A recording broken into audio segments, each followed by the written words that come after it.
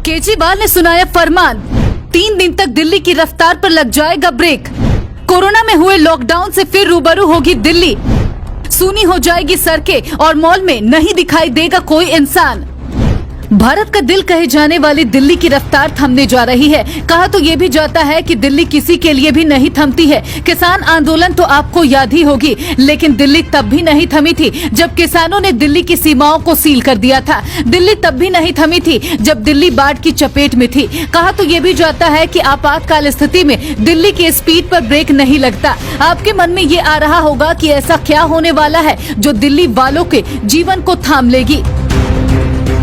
एक बार फिर कोरोना का वो खौफनाक मंजर याद आ जाएगा जब लोगों को दाल, चावल, सब्जी, दूध के लिए भी संघर्ष करना पड़ेगा।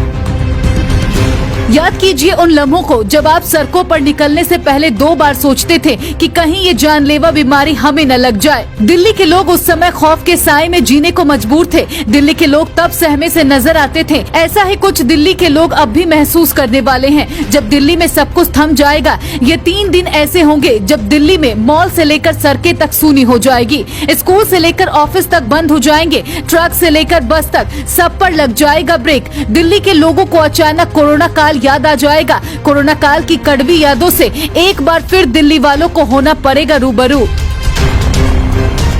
आपको बता दें कि दिल्ली में 8 से 10 सितंबर तक G20 समिट का आयोजन होने वाला है। केजरीवाल सरकार ने दिल्ली वालों के लिए एडवाइजरी जारी की है। ये 3 दिन दिल्ली वालों के लिए यकीनन मुश्किल भरे साबित होने वाले हैं। इन 3 दिनों में दिल्ली का ट्रांसपोर्ट थम जाएगा। जिस जिस जगह पर G20 समिट होगा वहाँ पर न बसें चलेगी और न ही ट्रक। दिल्ली की सीमाओं को भी सील कर दिया जाएगा। बाहर से आने वाली बसों और ट्रकों को दिल्ली की सीमा पर ही रोक लिया जाएगा। जो ट्रक या बस दिल्ली से होकर गुजरते हैं उनको भी दिल्ली के बाहर ही बाहर भेज दिया जाएगा। दिल्ली में केवल वो ही ट्रक आ पाएंगे जो सब्जी और दूध से भरे होंगे, या फिर वो ट्रक आएंगे जो कि दिल्ली वालों की रोजमर्रा की वस्तुओं को लेकर आएंगे। हालांकि दिल्ली ट्रैफिक पुलिस दिल्ली के लोगों की सहूलियतों को देखते हुए एडवाइजरी भी जारी करेगी कि 8 से 10 सितंबर के बीच कौन कौन से सड़कों से दूर रहें। नई दिल्ली के आसपास का सारा क्षेत्र ब्लॉक कर दिया जाएगा। ऐसा करने से दिल्ली वालों को भारी जाम से राहत मिलेगी। दिल्ली वालों को ये भी सलाह दी जा रही है कि जब तक जरूरत न हो तब तक अपने घर में ही रहें।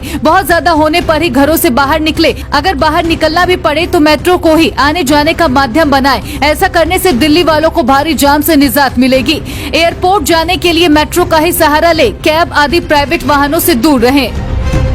दिल्ली के प्रगति मैदान में आगामी 9 और 10 सितंबर को G20 सम्मेलन होने जा रहा है, जिसके लिए तमाम तरह की तैयारियों को पूरा कर लिया गया है या फिर अंतिम चरण में चल रही है। इस सम्मेलन के लिए 8 सितंबर तक सभी सदस्य देशों को राष्ट्रीय अध्यक्ष और प्रतिनिधि मंडल एवं इंटरनेशनल मॉनेटरी फंड जैसी संस्थाओं के प्रतिनिधि दिल्ली पहुँच जाएंगे। ऐसे में उनकी सिक्योरिटी और उनके मूवमेंट को लेकर कड़े इंतजाम किए जा रहे हैं। सुरक्षा इतनी टाइट होगी कि दिल्ली की फिजाओं में परिंदा भी पर नहीं मार पाएगा। दिल्ली पुलिस ने पहले ही बता दिया है कि इस दौरान दिल्ली में वाहनों के आवागमन पर 5 दिन का प्रतिबंध लगाया जाएगा।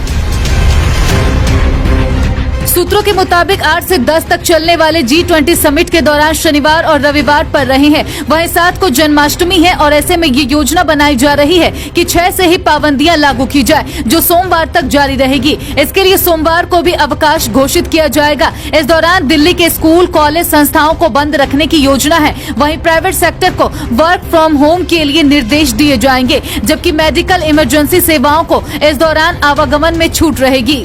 G20 समिट के दौरान लगाई जाने वाले इस पाबंदी का सबसे ज्यादा असर दिल्ली गुड़गांव रूट पर पड़ेगा।